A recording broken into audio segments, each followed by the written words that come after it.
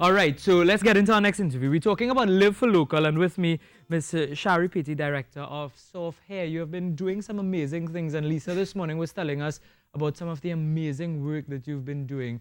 But before we get into all of the other things, tell me first about Sorf here. Okay, Sorf is a film I did in my second year of university, and it totally surpassed my expectations. It's about natural hair discrimination in Trinidad and Tobago, and it went on to show at several festivals around the globe, including the Pan-African Film Festival in LA, which is the largest black film festival in the US. And yeah.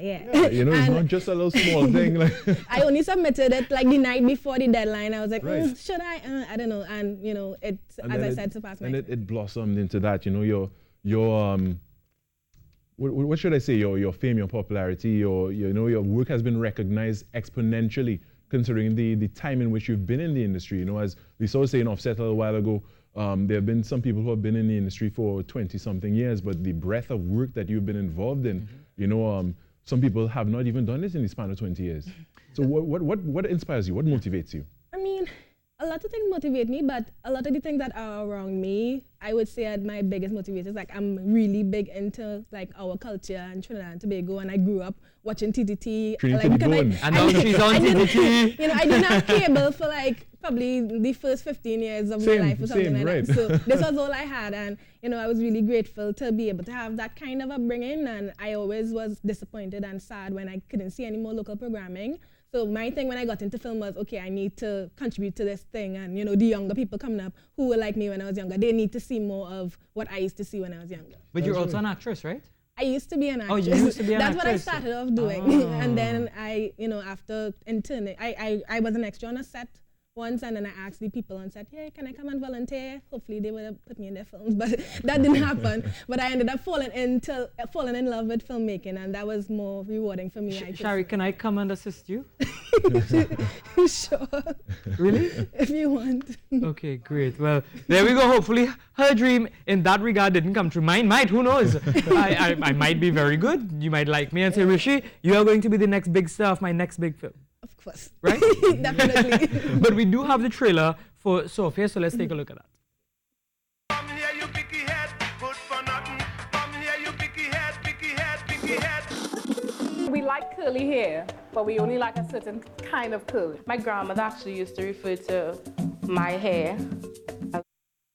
Literally been called everything from hard head, chana green, patch, name anything. I would have sugar with you because you make nice baby.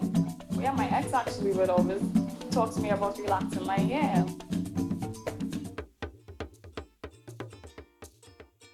And it's the reality of it. It is just the reality of it. Why did you focus on this film though? Because my hair was something I was always insecure about growing up. It was always, you know, a topic of discussion for people like, you know, why you don't straighten your hair, or your hair so this and your hair so that. And I kind of was fed up of that, and I realized that, you know, a lot of people had a similar experience. So I decided, you know what, even before I started university, I always wanted to tackle the discussion. And as soon as I knew that I had to do a documentary in my second year, I started planning it immediately. And that's what I ended up putting out this film. And, you know, I was really grateful that for me, it was a kind of therapy personally, and I'm glad I was able to inspire other people and help other people, you know, overcome their because insecurities. it's a topic that, you know, people with a certain texture hair, they've been they're said to have been the butt end of certain jokes, and, you know, even because of their hair in workplaces and such, they've been told, oh, you need to neaten your hair because you look unprofessional, or these things, because they are wearing their natural hair. Yeah. And, you know, it's a big topic, a big controversial topic that needs addressing, and, you know, you have done such with the film Sorf here. Yeah, and I'm glad that Kyrie raised the workplace, because not too long ago, right here in Trinidad, it's not just with females, it's also with males. And there was an incident with a young man not being able to work because of his hairstyle at that point in time. Fire incident, I remember that. Oh, no, nobody. But yeah, so it is a reality that I think we need to address, and hopefully people look at this film. This film is on Wednesday, July 31st at 8 p.m. You know, what next for this film? What do you see for this film? Well, the film came out in 2017, like the end of 2017, and I spent last year promoting it. So currently I'm on to like writing more additional content and documentaries as well. So I have a lot of work that I've been working on recently. But I understand that you also work on a lot of other projects, including you're directing a web series on YouTube. Yeah. Well, that's what I started off doing initially.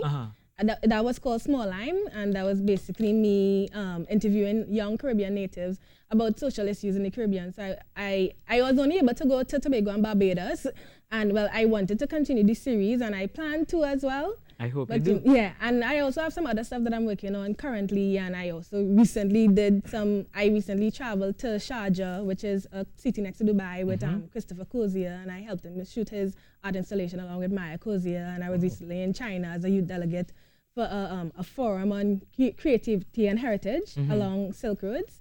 So I've been really active in terms of getting a lot more work done. And you've been a little bit modest, because we know you've been involved in Bazadi, Pretty Devil, The Cutlass, among some others. Yes. What was that experience like for you? Those experiences were really fulfilling. Those experiences made me realize, okay, this is definitely what I want to do with my life, because I love the energy on set, I love the camaraderie, and seeing how people operate on set really, and being able to work in different departments as well, you know, enhance my own personal work, and I know what to look for in certain departments as well when I'm doing my own work. That's amazing. You know, you seem like you found your passion, and you know exactly what you want to do with your life. And well, hopefully when I go and I come and probably be an extra, or be a or something. Lisa Wickham did not want to be with me this morning on set, so she's harassing me offset. Lisa Wickham, have a great day today, my friend. Thank you so very much, Shari, PT Director, Sorf here, and that will be airing on TTT as part of our Live for Local programming today, Wednesday, the 31st of July at 8 p.m. So you can definitely stay with us and, you know, check that out. I will be paying attention to it because I want to find out more about this, and probably we can collaborate on something else. With that. All right. Yes, Shari PT. We take a break and come back. Stay with us.